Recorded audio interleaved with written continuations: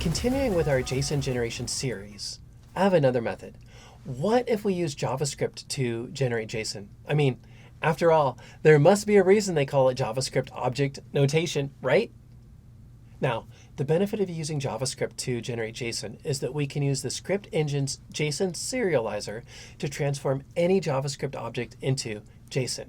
So if we want an employee object with an employee ID and say an effective date array, we just create a JavaScript employee object, populate it, and then serialize it. So let me show you what that looks like, and then let's talk about it. But first, here's what we want to generate. And you might recognize this structure from other episodes within this series. Oh, and by the way, this JSON generation series started from an OTN forum post where somebody was asking how to generate a very specific JSON shape. Okay, so let's start with our JavaScript.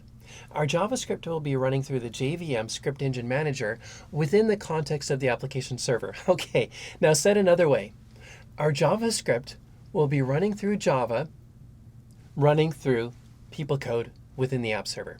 What that means is our JavaScript will have full access to the JVM or Java objects, and PeopleCode objects. Now that's pretty cool. First though, how long have you been able to do this? I started toying with the idea back in PeopleTools 8.4.6. Back then, I was using the Apache Bean scripting framework and jar files loaded into the app and process scheduler servers. Today, JavaScript script engines are part of the JVM, so no extra libraries required. Everything you need is already there. But what can you do with it? Well, just about anything. My primary use is to act as a layer between PeopleCode and Java. Oh, but wait, PeopleCode has native support for Java, so why a layer in between? Hey, that's true. But Java's method overloading makes for some difficult PeopleCoding at times. Okay, so let's walk through the code on my screen. All PeopleCode and Java methods are available to JavaScript running within the app server. Again, that's JavaScript that's running within the app server. But the fully qualified paths and names for those objects can be obnoxiously long. So at the top here, what you see is I'm creating or applying some short names, or you might say even some aliases for each of these methods. You know, sort of like renaming or aliasing a function. Okay, next, I declare our final structure. You notice the empl ID property and the effective dated array. And that's to match our target. Here we say empl ID and then the effective dated array. Now this next line, well, we need to talk about that in context. You see, in a moment here, we're going to iterate over rows from a SQL fetch. Now in PeopleCode, the fetch method expects a variable number of parameters. The Java version, however, expects a predefined array. So this next line here, what it's doing is creating a Java array of the proper size for the output columns with the appropriate type. Now we're using a generic output type here so that we can select a variety of different column types. So what we're getting here is a Java array, not a JavaScript array. Next, we open our SQL statement. Most PeopleCode SQL functions and methods expect, again, a variable list of parameters at the end, but the Java version expects a Java array.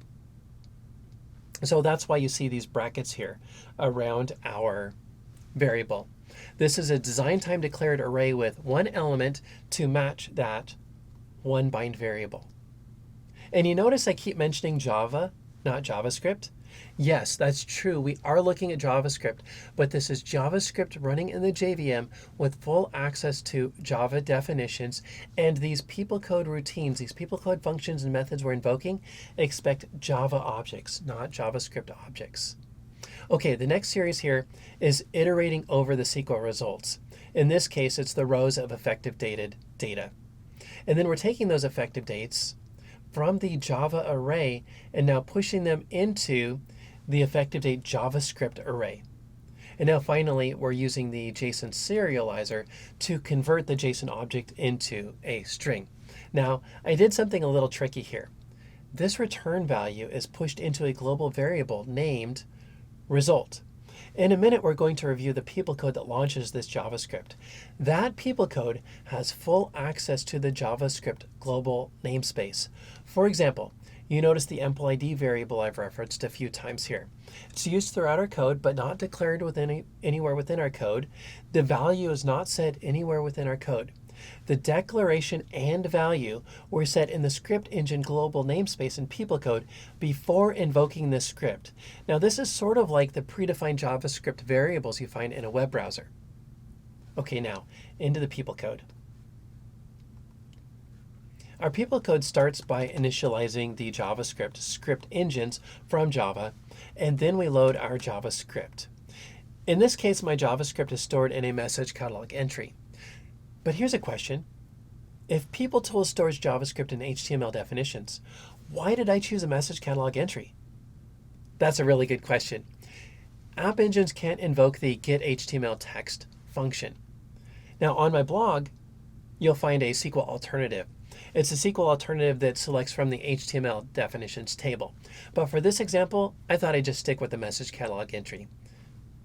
Okay, next we set up the JavaScript, the global namespace. You notice I'm putting the employee ID variable out there as well as providing it with a value. Then we invoke our script.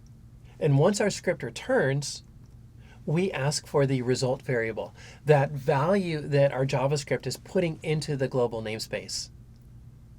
In this case, we're pulling that calculated result. Now it's going to come back as a generic Java object, and we're just using the toString method to convert it into a string because that's what we expect in the end. Okay, let's run this thing and see what happens. I'm going to output to log here, and I see it running. Let's go to look at our log. Still running. You know, I've been kind of tracking there. I know it's a little bit anecdotal, but I've been kind of looking at how long that app engine icon stays open there as we've run through these different options in this JSON series. We started out with the JSON generator. Icon appeared and then it went away. Then we went into using the Java JSON object and JSON array. You know, that icon, I noticed it stuck around a little bit longer than the JSON generator. Then we went to the native JSON object and JSON array. Oh, wow. I mean, that one, you blink, snap your fingers, and that icon disappeared. That one clearly was the fastest of them. Now here we're looking at JavaScript.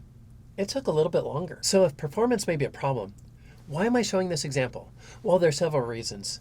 First, it can be a lot easier to read and understand JSON when working with it as a plain old JavaScript object. Second, it makes for a great example of how to use JavaScript as the glue holding PeopleCode and Java together. And sometimes that is a good idea. And finally, I have something really cool I want to do with JSON that may be a lot easier to do in JavaScript. But I'm going to save that for another episode.